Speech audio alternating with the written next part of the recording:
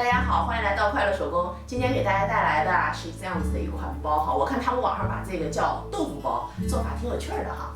这咱们包的主体材料，面子呢是2片，里子也是2片。和大家说一下铺棉的尺寸哈，我们的长度是40厘米，宽度呢12厘米，放1厘米的缝缝。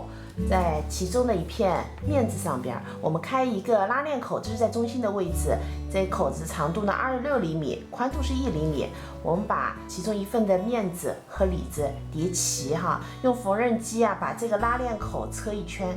车好以后呢，我们把拉链口给剪开，然后把里子呢塞到另外一边。然后我们准备一根拉链，拉链的长度呢28厘米，我们把它放在这口子上边哈。我们呢对齐拉链口，然后车一圈。接下来呢，我们把另一份材料的里子面子反面相对叠齐，然后准备一根织带，这根织带的宽度呢2.5厘米，长度呢是45厘米，我们把它固定在离毛边6厘米中间的位置。这儿呢，我们车一个框，然后这头呢把它转过来哈，固定在这儿，这儿的距离呢也是6厘米，车一个框。现在呢就是咱们包的最后一步了，我们把这片材料短边的中心点和这片材料长边的中心点，咱把它对齐哈。这边呢也是中心点和中心点对齐。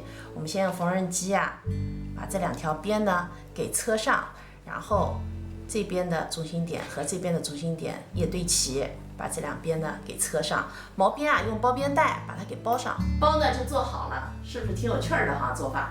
和大家说一下，这个角的时候，我们在拐角的时候呢是需要剪一刀的，因为这个方法每次做包的时候老师分享，所以这期视频呢就不啰嗦了哈。整个做好以后呢是一个12厘米的正方形。这期视频内容呢就是这些了，感谢您花宝贵的时间来看我的视频，记得呢帮忙点个赞，咱们下期再见。